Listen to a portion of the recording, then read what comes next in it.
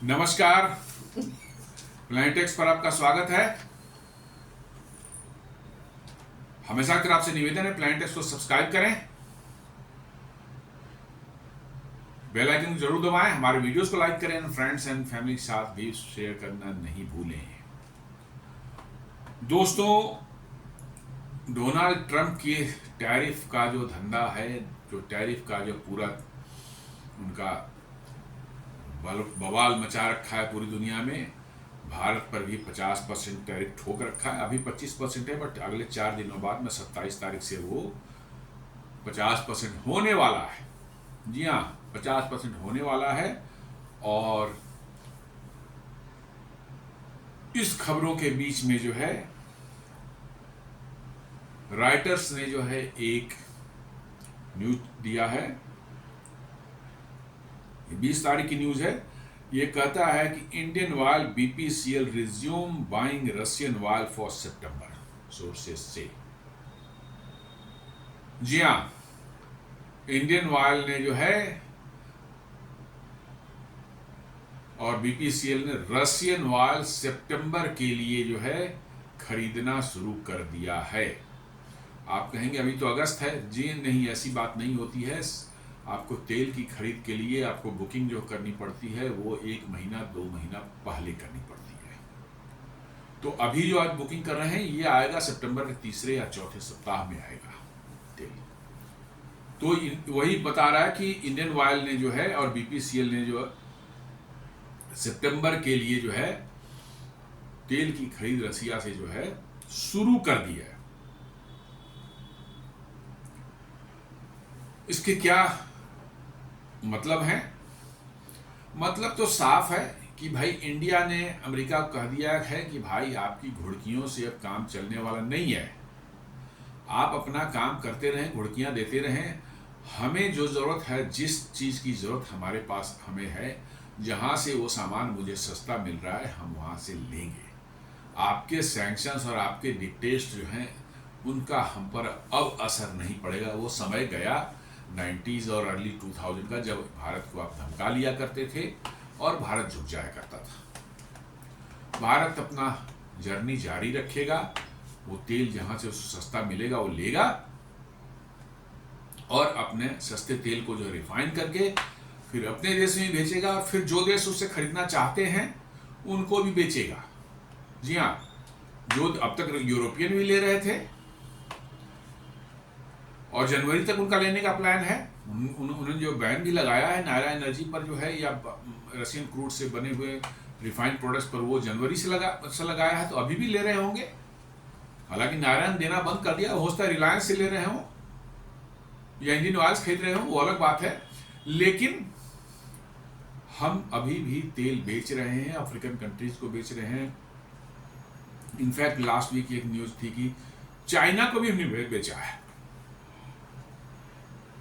China को भी जो है हमने डीजल बड़ी तादाद में जो है अभी एक बहुत बड़ी खेप हमने भेजी है अभी।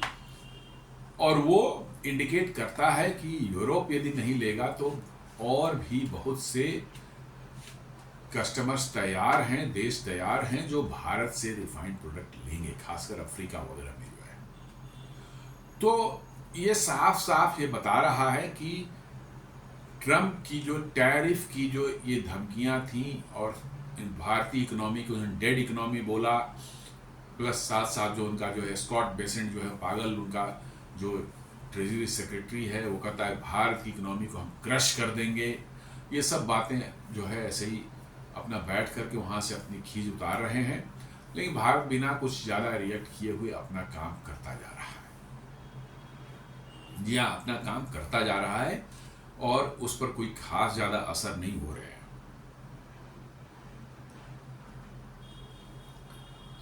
एक और न्यूज है, वो भारत के फॉरेन एक्सचेंज से रिलेटेड है। ये कहता है कि India foreign reserve rise for second week. मतलब भारत का जो फॉरेन रिजर्व है, विदेशी मुद्रा भंडार है, वो लगातार दूसरे सप्ताह भी ऊपर हुआ है, बढ़ा है। कहता है कि उसमें 1.48 बिलियन डॉलर्स की बढ़ोतरी हो गई है और ये अब पहुंच गया है 695.1 बिलियन डॉलर्स। आरबीआई का बता रहा है। तो ये बता रहा है कि भारत का एक्सपोर्ट अभी भी जारी है। दुनिया के देश भारत से सामान खरीदने में नहीं हिचक रहे हैं। अमेरिकी फर्म्स भी ले रहे हैं, उनको महंगा पड़ रहा होगा, हो सकता है कुछ समय बाद वो कम करना शुरू कर दें, बट अभी फिलहाल जो है उसमें कोई रुकावट नहीं हुई है। जी हाँ, अभी तक फिलहाल कोई रुकावट। We correct for the second week, India's foreign currency assets (FCA), the largest component of foreign exchange reserves, stood at USD 585.90 billion, up by USD 1.92 billion dollar. मैंने उसमें 4 कंपोनेंट होते हैं जो आपके फॉरेन एक्सचेंज के होते हैं, उसमें 4 कंपोनेंट हैं। उस 4 कंपोनेंट में जो है आपको बेसिकली जो है एक फॉरेन करेंसी एसेट होता है, वो होता है। देन दूसरा होता है गोल्ड रिजर्व होता है, जो मतलब कि आप आरबीआई के खजाने में गोल्ड रहता है, वो रहता है। फिर एक स्पेशल ड्राइंग राइट्स रहते हैं, ये होते हैं वैसे कि आप आईएमएफ और वर्ल्ड बैंक में आपके राइट्स जो हैं कि जरूरत पड़ने पर आप उनसे कितने पैसे ले सकते हैं, आपका मतलब कि जो है उनसे कितने लोन आप उठा सकते हैं, वो होता है। और चौथा होता है रिजर्व ट्रांसपोजिशन विथ आईएमएफ। ये चारों मिलकर के आपके फॉरेन एक्सचेंज रिजर्व को डिफाइन करते हैं। इसमें सबसे बड़ा जो होता है फॉरेन करेंसी एसेट्स, मतलब कि डॉलर हो, यूरो हो, जो भी आप रखते हैं वो होता है। तो वही बता रहा है कि आपका जो है फॉरेन करेंसी एसेट में जो है वो 1.91 बिलियन डॉलर्स जो बढ़ गया, और ये अब 585.90 बिलियन डॉलर्स हो गया, और टोटल आपका फॉरेन एक्सचेंज जो हो गया वो 695 बिलियन डॉलर तक पहुंच गया, 695.1 बिलियन डॉलर तक। इसका मतलब है कि आप पर कोई असर नहीं पड़ेगा, धीरे धीरे पड़ेगा, थोड़ा असर पड़ेगा, ऐसी कोई बात नहीं है। क्योंकि आपके बहुत से एक्सपोर्टर्स हैं, खासकर गारमेंट्स, जेम्स एंड ज्वेलरी सब वाले जो है, इनके एक्सपोर्ट्स पर तो असर पड़ेंगे, क्योंकि इनकी डिमांड जो है। खैर जेम्स और ज्वेलरी में एक बात मैं कहना चाहता हूँ, 90% of the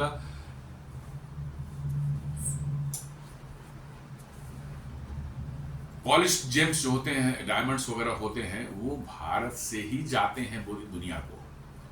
Bharat raw diamonds मंगाता है अलग देशों से, और उसको जो पॉलिश करके जो है उसको फिर जो है ऑर्नामेंट्स के फॉर्म में जो बना करके जो है भारत ही भेजता है। अब कितना रोक पाएंगे लोग अमेरिका में उसके प्राइस बढ़ने से, वो देखने वाली बात होगी। लेकिन हमारा ये कहना है कि फॉरेन एक्सचेंज आपका टैरिफ के बावजूद ही बढ़ रहा है, इसका मतलब कि आपके एक्सपोर्ट्स जो हैं अभी भी हो रहे हैं। ऑफ कोर्स कुछ सेक्टर्स में दिखने शुरू हो गए, जैसे टेक्सटाइल वगैरह है, उसमें इमीडिएट दिखता है। चूंकि उनके ऑर्डर्स यदि आने बंद हो जाएंगे तो निश्चित रूप से जो है उस पर असर पड़ेगा। इसलिए जो है भारत सरकार ने 20,000 करोड़ का जो एक अलग फंड क्रिएट किया है एक्सपोर्ट प्रमोशन के लिए, और उसमें इमीडिएटली जो 2,500 करोड़ जो है जेम्स एंड ज्वेलरी और ये रेडीमेड गारमेंट्स के लिए जो उन्होंने रिलीज भी कर दिया है। अदर सेक्टर्स के लिए बन गया है, प्लान बनाया जा रहा है, बट इन पर चूंकि इमीडिएट असर पड़ने वाला जेम्स एंड ज्वेलरी और रेडीमेड गारमेंट्स पर जो है, तो भारत सरकार ने उसमें 2,500 करोड़ के लिए ऑलरेडी रिलीज कर दिया है, और उस पर एक्शन शुरू हो गया है। हमें लगता है कि जो यूरोप अमेरिका से जो मतलब कि जो है आपके ये होंगे, क्या कहते हैं, एक्सपोर्ट्स डाउन होंगे, वो एक्सपोर्ट्स कहीं और डाइवर्ट होंगे।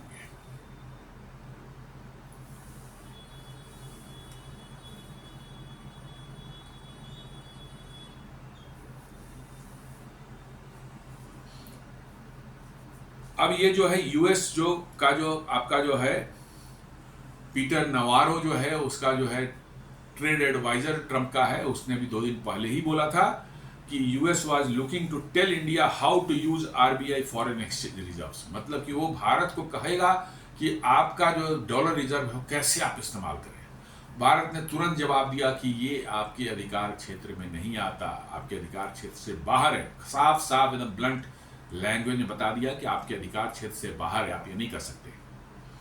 दरअसल मैंने बताया ना कि ट्रंप की टीम में जो है सब जितने भी रोड छाप जो है लोग थे होते हैं, उसी टाइप के लोगों जिनको कोई भी पॉलिटिक्स या डिप्लोमेसी का किसी तरह का कोई अनुभव नहीं है, वैसे लोगों को ट्रंप ने अपनी टीम में, कोर टीम में घुसा रखा है।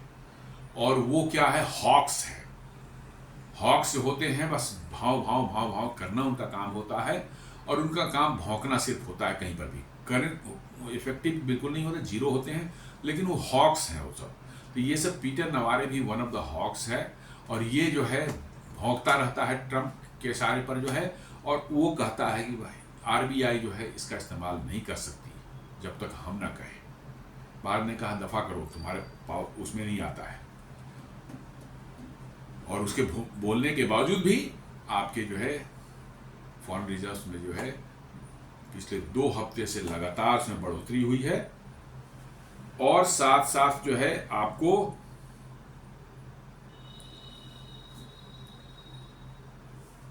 एप्पल ने जो है वो भी जवाब दे दिया है ट्रंप एडमिनिस्ट्रेशन को।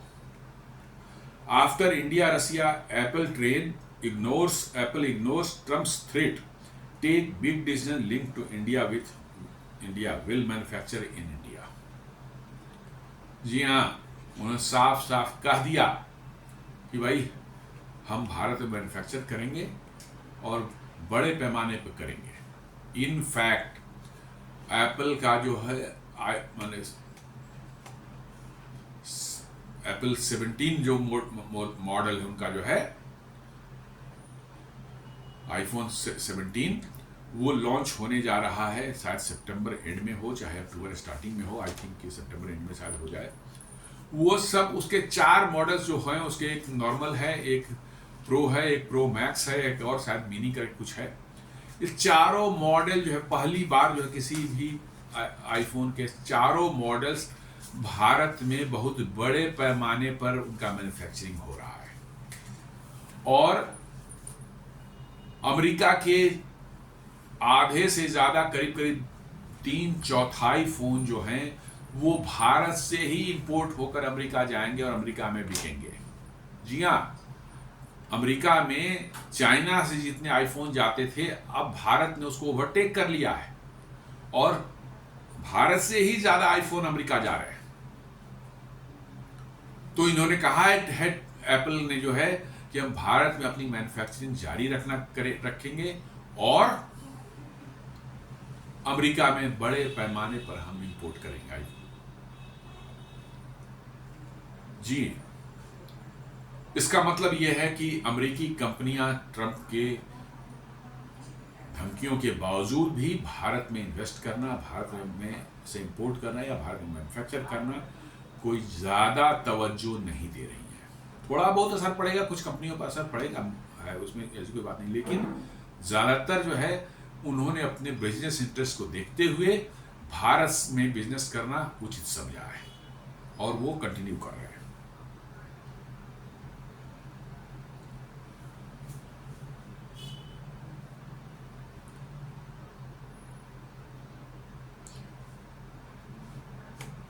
यूएस का टैरिफ बैकड्रॉप ये देखिए तो इन 2025 में जो US announce baseline tariff 10% tariff on all imports under A national emergency action with higher reciprocal rates for deficit countries. Part of the package faced court challenges but remain in effect pending appeal. Separately, Washington moved to raise tariffs to all Indian goods to 50%.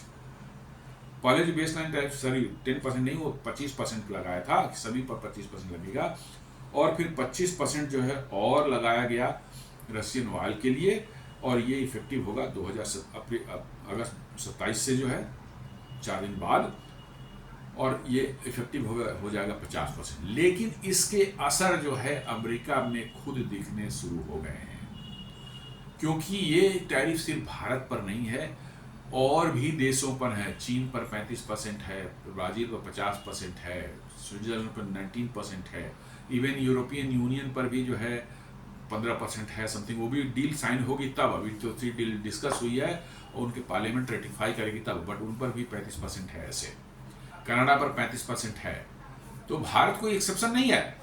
हाँ, ये कह सकते हैं कि almost थोड़ा ज़्यादा है, highest है, मतलब कि ब्राज़ील पर 50% और उतना ही भारत पर, ये दोनों पर हाईएस्ट है। तो इसका असर अमेरिका में खुद दिखना शुरू हो गया है। वहाँ के स्टोर्स में जो है सामान गायब होने लगे हैं।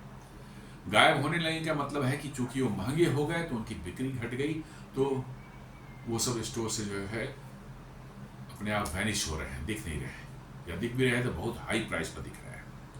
और अब उनके छोटे छोटे जगहों पर, कम्युनिटीज़ जहाँ पर हैं, छोटा टाउन है, वहाँ पर जो स्टोर्स होते थे वॉलमार्ट के और ये कॉस्टको के जो है, ये सब अब बंद होने शुरू हो गए हैं। क्योंकि जैसे ही उनका इनपुट कॉस्ट बढ़ा तो वो सारा का सारा अभी अमेरिका में ट्रांसफ़र नहीं कर रहे हैं कस्टमर को, कुछ एब्जॉर्ब कर रही हैं कंपनियां, लेकिन उनका प्रॉफिट मार्जिन जो थोड़ा सा होता था वो गिर कर नीचे आ गया। तो करीब 20-22 जो है वॉलमार्ट के स्टोर, 18 जो करीब लास्ट 3 महीने में बंद हो चुके हैं। कॉस्टको के भी इस तरह से 18-20 जो है स्टोर्स जो बंद हो चुके हैं छोटी छोटी कम्युनिटीज़ में। और जहाँ चल भी रही हैं वहाँ प्राइसेज जो हैं बढ़े, हर चीज़ बढ़ा हुआ है। आप सब्जियों को ले लें, फल फ्रूट्स को ले लें, आपके ग्रॉसरीज को ले लें, आपको मतलब कि जो है कप गारमेंट्स के ले लें, जूते चप्पलों के ले लें, सब के सब प्राइस जो है कोई 15%, 20%, 30%, 40% बढ़ चुका है। और अमेरिकी नागरिकों की तो है बिल्कुल, ट्रम्प जो है तेल निकाल रहे हैं। और वहाँ ट्रम्प जो है बोल रहे हैं कि साहब हमने $100 बिलियन कलेक्ट कर लिया मैंने टैरिफ से। अरे भाई, तो वो $100 बिलियन किसने दिया? उनका एक इंटरव्यू आ रहा है, वही huge billion, hundreds of billions of dollars जो है, hundreds and hundreds of billion dollar जो है अमेरिका में आएगा बाहर से। बाहर से कौन देगा भाई? या तो इंपोर्ट करने वाले उस टैक्स को भरते हैं, चाहे कंज्यूमर पर पास होता है वो, तो कंज्यूमर भरेगा, यानी अमेरिकन को ही टैक्स करके वो पैसे जो है अमेरिका की सरकार जो है कमा रही है। भारत से, ब्राजील से, चाहे चाइना से, चाहे कनाडा से नहीं पैसे वो आ रहे हैं, वो अमेरिकन जो है वहाँ के नेटिव जो हैं उन्हीं की जेब से वो पैसे आ रहे हैं। जी हाँ, उन्हीं के जेब से वो पैसे आ रहे हैं। इसलिए वो ट्रम्प जो सोच रहे हैं कि वो पैसे कमा रहे हैं, मतलब उनका स्टेट ट्रेजरी डिपार्टमेंट जो है, नहीं, वो बेकार गलत की बातें हैं। वो पैसे जो है वहीं अमेरिका से ही उगाही हो रही है। तो कहने का ये सेंस है कि जो कर रहे हैं उनका कुछ असर दुनिया पर खास जो है दिख नहीं रहा, या दिख भी रहा है तो दुनिया उनको इग्नोर करके चल रही है। चलो भाई, एक पागल आदमी आया, कुछ दिनों तक आंख बंद करके रखो, चला जाएगा, फिर देखेंगे। और इनफैक्ट बड़े बड़े वहाँ के इकोनॉमिक्स के जो एक्सपर्ट्स लोग हैं वो कह भी रहे हैं, भारत को कह रहे हैं कि इसको इग्नोर कीजिए कुछ दिनों तक, जब तक ये है इग्नोर कीजिए, चुपचाप शांत रहिए, जस्ट वेट एंड वॉच, अपने आप देखिएगा ये मामला ठंडा पड़ जाएगा। और वही इसका इलाज भी है। लेकिन प्रॉब्लम क्या है कि इसको नींद नहीं आती है, 2 बजे रात में उठ कर ट्वीट करता है, 4 बजे सुबह में ट्वीट करता है, कब करता है, और बड़े लंबे, इतना लंबा 15-15, 20-20 लाइन का ट्वीट करता है।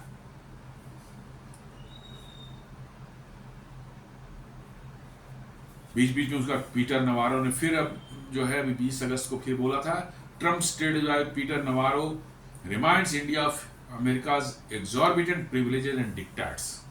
मैंने अमेरिका के प्रिविलेजेस कितने हैं और डिक्टेट्स अमेरिका कैसे चलता है दुनिया में, उसको रिमाइंड कर रहा है। अब क्या करिएगा, मतलब अगर नहीं सामने वाला सुन रहा है तो चिल्लाना तो काम है उसका। वो चिल्ला रहा है, चिल्ला के बता रहा है कि आप समझते नहीं है, जानते नहीं है हम क्या कर देंगे, कैसे कर देंगे। अमेरिका की पावर को अपनी समझते, अमेरिका के मतलब की जो है प्रिविलेजेस जो हैं उसकी जो रीच है उसको आप नहीं समझ सकते, ये सब बोल रहा है। लेकिन प्रॉब्लम इस बार है कि सारे देशों ने चुपचाप भी उसको इग्नोर करना शुरू कर दिया है। सच पूछिए तो लोगों ने इसको इग्नोर करना शुरू किया, भैया रहो तो अपनी जगह पर। और ये रह गया ऐसे रहा, इसी तरह से यदि रह गया 3.5 साल और, तो अमेरिका को पूरी दुनिया से आइसोलेट करके ही मानेगा। जी हाँ, आइसोलेट करके ही मानेगा ये, क्योंकि जिस तरह से इसने दुनिया को ट्रीट किया है, दुनिया अब वर्चुअली उसको जो है बिल्कुल भूलने वाली नहीं है। अभी आपने देखा होगा जेलेंस्की और यूरोपियन यूनियन के जो लीडर्स जो है उसको जो वहाँ गए थे, हम उनसे वही रशिया से वार की पर बात करें 2 दिन पहले की बात है, किस तरह से उसकी पिक्चरें निकल करके आई है कि पहले वो जेलेंस्की से अंदर मीटिंग करा था अकेले जो है, तो उसके कॉरिडोर में जो है यूरोपियन लीडर्स जो हैं 7-8 लीडर्स और यूरोप के जो हैं वो मतलब कि जो प्राइम मिनिस्टर प्रेसिडेंट जो भी है उसके कॉरिडोर में बैठे हुए हैं, वेट कर रहे हैं। कमाल है। मैंने ऐसे जैसे किसी सरकारी ऑफिसर में जाएं और ऑफिसर के चेंबर के बाहर कोई बेंच लगा हुआ, उसमें 8-10 लोग लाइन लगे हुए एक एक करके अंदर जा रहा है, वैसा सीन दिख रहा था। और फिर जब अंदर गए हैं तो वो हेडमास्टर की तरफ बैठा हुआ टेबल की एक तरफ और दूसरे सभी कुर्सियां लगाई हुई थी उसके टेबल के सामने जो है उसके सामने, और वो बैठे हुए हैं स्कूल के बच्चों की तरह जो है बैठे हुए हैं, ये हेडमास्टर की तरह बैठ कर वहाँ से जो है उनको भाषण दे रहा है। तो दुनिया इसको जो है नहीं भूल सकती। अब धीरे धीरे लोगों को लगे कि भाई अमेरिका के साथ रहने का मतलब है कि अपनी इज्जत बिल्कुल 2 कौड़ी की नहीं रह जाएगी। यूरोपियन की तो वही हो गई है, उनकी इज्जत वाकई 2 कौड़ी की नहीं रह गई है। इसलिए जो है अब लोग लग रहा है दुनिया ने धीरे धीरे इससे जान छुड़ाने के लिए इसको इग्नोर करना लोगों ने शुरू कर दिया है। ट्रंप ने कहा था अभी कुछ दिन पहले जो है मई 15 को जो बोला था, Trump says he doesn't want Apple building products in India, I had a little problem with Tim Cook. Tim Cook को अनडायरेक्टली धमकाया था इसने कि भारत में मत बनाओ, तुमको बनाना है तो अमेरिका में बनाओ। वही कहता है मुझे टिम कुक से कुछ प्रॉब्लम है।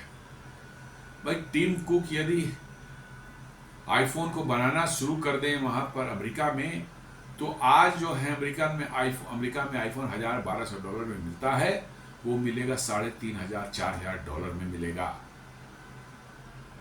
जी हाँ, क्योंकि आज जो आईफोन बनती है चाइना में चाहे इंडिया में, उसके $200 या $250 उसकी कॉस्ट पड़ती है और वो बिकता है जाकर के $1,000 और $1,200 में। सोचिए एप्पल कितना भयंकर प्रॉफिट कमाता है।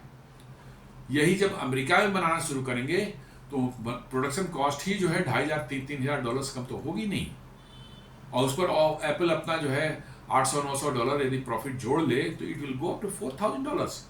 आपके अमेरिकन भी नहीं खरीद पाएंगे। आपके अमेरिका के नेटिव लोग जो हैं, अमेरिकन जो हैं, अमेरिका में जो रहने वाले लोग हैं, अमेरिकन सिटीजन्स हैं, वही एप्पल नहीं खरीद पाएंगे। और भारत में देखेंगे कि कैसे भारतीय लोग जो है एप्पल खरीद रहे हैं और आपके लोग ही एप्पल नहीं खरीद पाएंगे।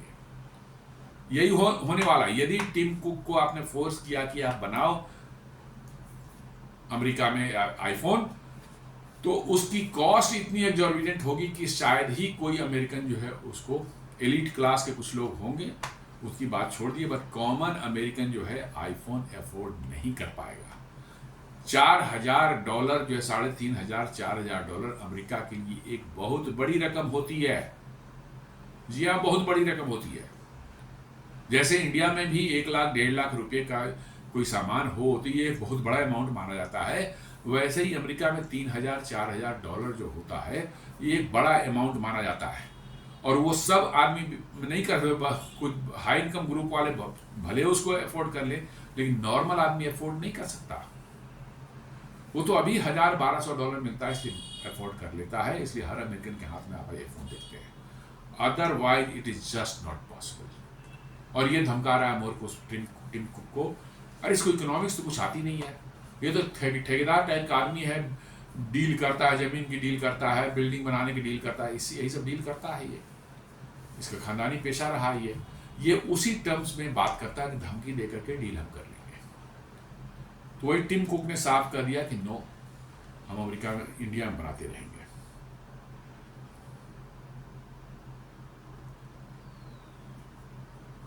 और जो अभी आरबीआई में का जो मैं बता रहा था कि जो फॉरेन एक्सचेंज बढ़ा है,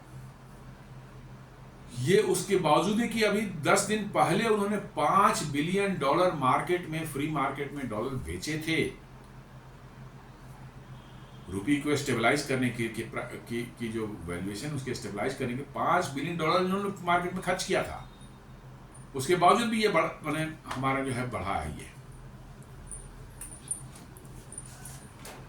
Apple expands India manufacturing story, multiple outlets. Bloomberg, Economic Times of India, Indian Express report Apple will produce all 4 iPhone 17 models in India with shipping intended from day 1 for key market including the US, a first time. जी हाँ, ये सभी news में Bloomberg बोल रहा है, economic times of India, Indian express सभी बता रहे हैं कि आईफोन 17 जो है एप्पल भारत में बना रहा है, इसके चारों मॉडल बना रहा है, और ये सभी जो इंटेंडेड टारगेट्स हैं, की मार्केट्स जो हैं उसमें एक्सपोर्ट होंगे। डे 1 से जिस दिन लॉन्च होगा उस दिन से अवेलेबल होगा वो, और उस मार्केट है की मार्केट इंक्लूडिंग यूएस। मैं यूएस को इंक्लूड करते हुए जो है जितने भी इंपॉर्टेंट यूरोप है अमेरिका है, सब जगह जो है भारत से बने हुए आईफोन 17 के चारों मॉडल्स जो हैं डे 1 जिस दिन लॉन्च होगा नया मॉडल उस दिन से अवेलेबल होगा। लीजिए, कर ली, धमका लीजिए टिम कुक को। टिम कुक ने बढ़िया किया है कि उसको जो है एक मतलब कि जो है गोल्ड, प्योर गोल्ड का जो है बना हुआ है, 24 कैरेट गोल्ड का बना हुआ है या 22 कैरेट का कुछ है, उन्होंने एक आईफोन गिफ्ट कर दिया है ट्रम्प को, और उस दिन से खुश हो गया। 24 कैरेट गोल्ड का बना हुआ स्पेशल आईफोन जो है उन्होंने ट्रम्प को गिफ्ट कर दिया है। पता नहीं करोड़ों का होगा, कितने का होगा, आई डोंट नो, कुछ लाख के तो होंगे, 10-20 लाख के तो होंगे ही होंगे इंडियन करेंसी के हिसाब से। और उस दिन से खुश होके घूम रहा है, मैंने पूरा गोल्ड का बना हुआ है वो, और कह दिया ठीक है हम देखेंगे, $100 बिलियन अमेरिका में इन्वेस्ट करेंगे। कह दिया आपको पब्लिक के बीच में हो गई अनाउंसमेंट, किस प्रोजेक्ट के लिए है, क्या है, कौन सा प्रोजेक्ट लॉन्च करेंगे, कहीं कोई पता नहीं है। ऐसे ही मुंह से थोड़े को बोलता है कि $100 बिलियन में इन्वेस्ट करेंगे। बताया था कि ये प्रोजेक्ट किया करेंगे हम। कोई भी देश करता है तो बताता है कि ये प्रोजेक्ट हम करेंगे, इसमें इतना खर्च करेंगे। उसने ही बोल के वो निकल गया, ट्रम्प को मिल गया, गिफ्ट मिल गया, महंगा गिफ्ट मिल गया, खुश है वो, खुश है ट्रम्प, उसको गिफ्ट मिल गया, वो खुश है। तो टिम कुक ने ऐसे उससे जान छुड़ाई बोल करके दफा करो, और वो कह रहा है कि अब इंडिया में बनाएंगे। This follows $22 billion worth of iPhone assembled in India in the 12 months through March 2025। मतलब मार्च 2025 में, मैंने 2024-25 का जो फाइनेंशियल ईयर है उसमें जो बता रहा है कि एप्पल ने $22 बिलियन का जो है फोन जो है भारत में मैन्युफैक्चर किया, $22 बिलियन का। ये दुनिया का बोल रहा है कि 20% है ग्लोबल आउटपुट, जितना भी दुनिया में आईफोन बनता है उसका 20% है। सोच लीजिए, $22 बिलियन का उसने भारत में बनाया है, और ये और अभी बढ़ने वाला है।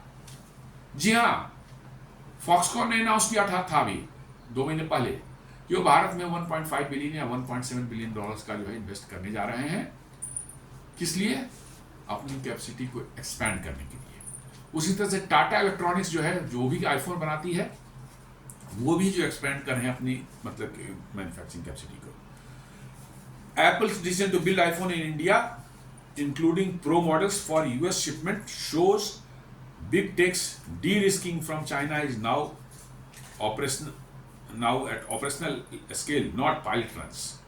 मैंने कहा है कि जो बड़ी टेक कंपनियां अमेरिका की हैं वो जो है चाइना को से डी रिस्क जो करना चाह रही थी और भारत में अपना बेस बना करके जो है चाइना पर का रिस्क जो है उसको कम करना चाह रही थी, तो बोले कि अब वो पायलट प्रोजेक्ट नहीं है, अब वो ऑपरेशनलाइज हो चुका है, उनका प्रोडक्शन जो है बड़े लेवल तक पहुंच चुका है। वही बता रहा है कि आईफोन का 17 का सारे मॉडल जो भारत में बनने शुरू हो गए, ये साफ बताता है कि वो डे-रिस्किंग का प्रोसेस जो है काफ़ी आगे जा चुका है, और वो अब पायलट प्रोजेक्ट नहीं है बट एक रियल मतलब कि जो है प्रोजेक्ट हो चुका है। If US tariffs on India were deterring investment और exports to the US, you would expect Apple to pause a diversify elsewhere. It is doing the reverse, doubling down. मैं कह रहा कि यदि ऐसा होता कि यूएस का टैरिफ का फर्क पड़ता आईफोन पर, तो आईफोन कहीं और देखता, इंडिया से हट जाता, लेकिन वैसा नहीं हो रहा है। वो और बढ़ा रहा है यहाँ पर अपना प्रेजेंस, और ज़्यादा यहाँ मैन्युफैक्चर करने की कोशिश कर रहा है, और इससे पता चलता है कि टैरिफ अपनी जगह पर है, टैरिफ का असर भारत पर पड़ने वाला नहीं है, ज़्यादा पड़ेगा लेकिन उतना ज़्यादा नहीं पड़ेगा। कुछ सेक्टर्स पर जरूर पड़ेगा, जैसे मैंने बताया टेक्सटाइल और जेम्स एंड ज्वेलरी सबसे ज़्यादा इफेक्टेड होंगे, और भी कुछ है मतलब जो है छोटे छोटे इंजीनियरिंग गुड्स वगैरह जो जाते थे उन पर भी पड़ेगा, लेकिन टेक्सटाइल और इस पर पड़ना बहुत जो वो है, ये है वो इम्पॉर्टेंट है कि उस पर पड़ेगा। तो आपके चूँकि उन दोनों सेक्टर्स में बड़े पैमाने पर एम्प्लॉयमेंट होती है। जी हाँ, Instead of capitulating, India is absorbing the shock, continuing energy imports per its interest and gaining strategic manufacturing. कह रहा है कि भारत में कोई स्थिति डमाडोल होने की बजाय इंडिया आराम से उस शॉक को एब्जॉर्ब कर रहा है और कंटिन्यूइंग एनर्जी इंपोर्ट्स रसिया से जो है अपना जारी रखे हुए है as per its interest and gaining strategic manufacturing जो है भारत में, उसमें जो है इन्वेस्टमेंट आ रही है, टेक्नोलॉजी आ रही है और उसमें भारत गेन कर रहा है। यही तो कष्ट है अमेरिका को, वही इंडिया में होते जा रहा है, भारत में हो रहा है। यही कष्ट है और यही हो रहा है। Meanwhile, US firms are shouldering tariff costs rather than unwinding India exposure. ऐसा कह रहा है कि अभी तक तो जो है, अभी फिलहाल 1-2 महीने से जो है यूएस के जो कंपनियां हैं वो टैरिफ का जो लगाया उसका कुछ पोर्शन वो खुद एब्जॉर्ब कर रही हैं, इंस्टीड ऑफ कि भारत से एकदम बिल्कुल प्रिंट छुड़ा लें, बंद कर लें इंपोर्ट करना। वो मंगा रही हैं, टैरिफ दे रही हैं, कुछ खुद एब्जॉर्ब कर रही हैं, कुछ पास ऑन कर रही हैं कस्टमर्स को। क्यों? तुरंत उनको भी मार्केट खोजना जो है मुश्किल काम है। ऐसा तो नहीं है ऑर्डर देंगे 2 महीना 3 महीने लग जाएगा उनको मंगाने में, जो है आने में लग जाएगा, तब तक उनके क्रिसमस आ जाएगा, सारा कुछ बहुत समस्याएं हैं। तो उनको जो है आपको एब्जॉर्ब करना पड़ रहा है और वो अभी फिलहाल जो है मंगा रहे हैं, एब्जॉर्ब कर रहे हैं कॉस्ट को और कुछ कॉस्ट को पास कर रहे हैं कस्टमर को। Net the tariffs are not achieving leverage, मतलब टैरिफ्स जो हैं जिस सोचा गया था कि एज ए लिवरेज काम करेगा वो नहीं काम कर रहा है उतना। They are taxing US consumers public firms while India's economic position strengthens. कह रहा है रिपोर्ट कि जो टैरिफ का जो पड़ना चाहिए था असर भारत को वो नहीं पड़ रहा है, लिवरेज जो मिलना चाहिए था अमेरिका को वो नहीं मिल रहा है। रादर कह रहा है कि ये टैक्स कर रहा है किसको, यूएस कंज्यूमर्स को और यूएस के फर्म्स जो कंपनियां हैं उनको, वो इसका भार उठा रही हैं। और दूसरी तरफ इंडिया जो है उसकी इकोनॉमिक पोजीशन स्ट्रेंथन हो रही है।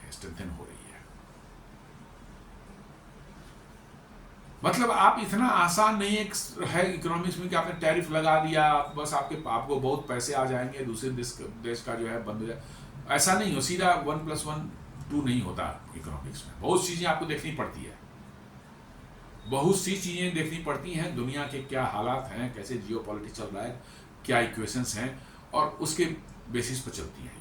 आपने टैरिफ लगाया लेकिन आपके खुद के मैन्युफैक्चरिंग इतने महंगे हो गए, प्रोडक्ट्स महंगे हो गए। आपने कनाडा से स्टील का और एल्युमिनियम पर टैरिफ लगाया, 50% टैरिफ लगा दिया। आप देख लें अमेरिका के स्टील और इसमें क्या कहते हैं एल्युमिनियम की इंडस्ट्री में क्या हालत हो रहा है। जो इंडस्ट्रियां स्टील और एल्युमिनियम इस्तेमाल कर रहे थे वो छोड़ कर अमेरिका भाग रहे हैं, कनाडा या मैक्सिको। जैसे फोर्ड का जो है ईवी वाला प्लांट जो है वो कनाडा में शिफ्ट कर रहे हैं, वो जनरल मोटर्स का जो है ईवी वाला प्लांट वो मैक्सिको शिफ्ट कर रहे हैं, सॉरी वो भी कनाडा ही जा रहे हैं। जॉन डीरी जो है वहाँ सबसे बड़ा 200 साल पुराना फार्म इक्विपमेंट मैन्युफैक्चरिंग कंपनी है, उसने अपना डिसाइड कर लिया कि I am going to the Mexico.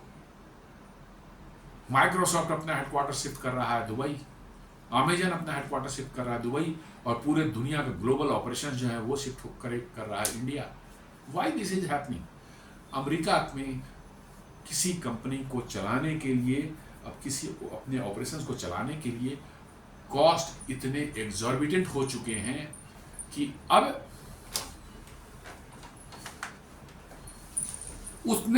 उस कॉस्ट पर वो कंपेटिटिव दुनिया में रह ही नहीं गए। और इसीलिए अमेरिका से का एक्सपोर्ट्स या अमेरिका के जो है एक्सेप्ट हाईटेक एरियाज और डिफेंस को छोड़ दिया जाए, अमेरिका कुछ भी दुनिया के मार्केट नहीं बिकता। जी हाँ, कुछ भी नहीं बिकता, मैं साफ साफ बोल रहा हूं।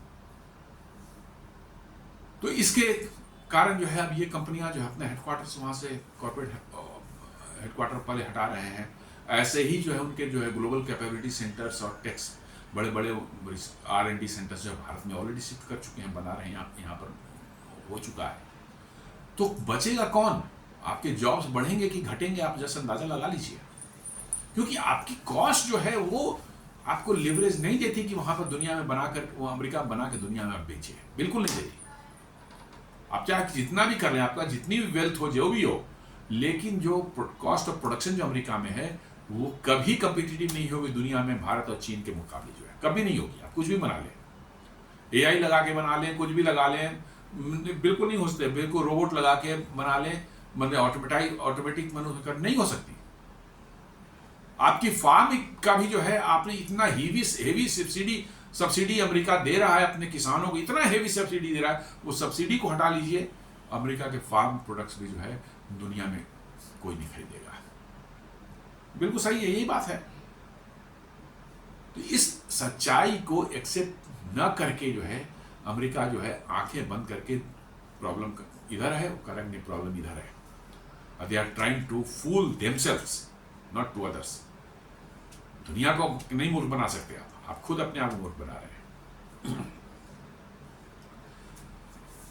According to Bloomberg, Tata Group's plant in Hosur and Foxconn's hub near Bangalore airport will play a crucial role in this expansion. जो आईफोन का एक्सपेंशन का प्लान है उसमें दो कंपनियां, एक फॉक्सकॉन है, उसका एक प्लांट है बेंगलुरु एयरपोर्ट के पास में, और टाटा इलेक्ट्रॉनिक्स का जो है, टाटा ग्रुप की कंपनी टाटा इलेक्ट्रॉनिक्स, उसका एक प्लांट है होसूर में। ये दोनों कॉन्ट्रैक्ट मैन्युफैक्चरर हैं आईफोन के। ये दोनों जो है एक्सपेंशन में सबसे बड़ा रोल अदा करेंगे, बहुत बड़ा एक्सपेंशन दोनों कर रहे हैं। और आईफोन का समझिए कि प्रोडक्शन जो है अगले शायद 2 या 3 साल में जो है चाइना से ज़्यादा आईफोन जो है भारत में बनने लगेगा, क्योंकि चाइना में धीरे धीरे वो एप्पल जो अपना डाउन प्ले कर रहा है, डाउनग्रेड कर रहा है, स्लो डाउन कर रहा है, और भारत में जो है ये चाइना से ज़्यादा आईफोन बनेगा। जी हाँ, Tata has emerged as Apple's fastest growing partner, and experts believe it could handle nearly half of India's iPhone production within the next 2 years. जी हाँ, टाटा इलेक्ट्रॉनिक्स जो है, ऐसा लोग बता रहे हैं, रिपोर्ट जो बता रही है कि अगले 2 साल में जितना भी इंडिया में आईफोन प्रोडक्शन होता है उसका हाफ जो है टाटा प्रोडक्शन बनाएगी। तो आप समझ लीजिए कितना मतलब कि जो है तेजी से ये बढ़ रहा है, और कितनी तेजी से मतलब कि इस पर काम हो रहा है। अब एक छोटा सा न्यूज और देख लें कि भारत के इसरो ने जो है ना, जैसे एलन मस्क की जो है स्टारलिंक है, और एक और भी कंपनी है यूरोप की जो OneWeb, जो कि broadband services, satellite broadband services मतलब कि जो है शुरुआत कर चुके हैं। OneWeb ने शुरू किया नहीं किया, बट स्टारलिंक का चल ही रहा है कुछ सालों से जो है। अब एक न्यूज आई है इसरो की तरफ से, correct, India mulling low orbit satellite constellation for broadband services. ISRO बता रही है, इसरो का ऑफिशियल स्टेटमेंट है, मतलब कि वो भारत में जैसे इस स्टारलिंक दे रहा है सैटेलाइट बेस्ड ब्रॉडबैंड सर्विस, उसी तर्ज पर लो अर्थ ऑर्बिट में सैटेलाइट भेज करके जो है वो कोशिश कर रहे हैं कि भारत में भी जो है आपको जो है उसी तरह की ब्रॉडबैंड सर्विस दी जाए, ताकि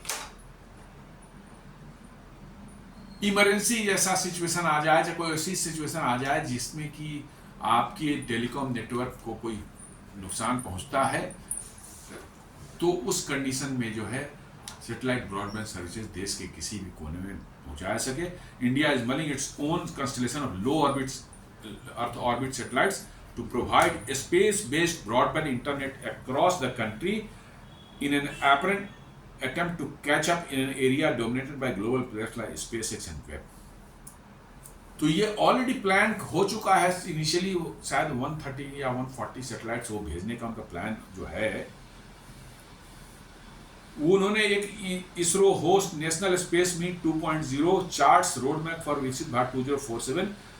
the meet feature 10 breakout session chaired by secretaries of union ministries with participation from domain experts, industry backers and state representatives. ये उसी में बताया गया है कि इसरो भी जो है satellite based broadband service launch करने के उसमें है।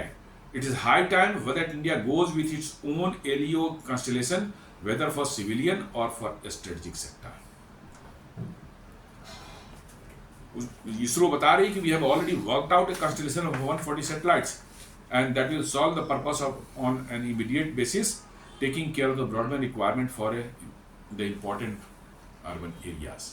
मतलब कि जो है, जो काम जो है SpaceX ने किया है, एलन मस्क की कंपनी ने किया है, वही काम भारत की इसरो ने भी प्लान कर लिया। Initially they are going to launch 140 satellites, बाद में और भी लॉन्च करेंगे, लेकिन वो भारत में भी वैसी ही ब्रॉडबैंड सैटेलाइट बेस्ड सर्विस जो है वो देने के का उनका प्लान है। तो दोस्तों, ये आज का कलेक्शन था न्यूज का। उम्मीद करता हूं कि वीडियो पसंद आया होगा। आप इसे लाइक करें, फ्रेंड्स एंड फैमिली के साथ शेयर भी जरूर करें, हमारे वीडियोस, हमारे चैनल को सब्सक्राइब करें और बेल आइकन दबाना बिल्कुल नहीं भूलें। धन्यवाद।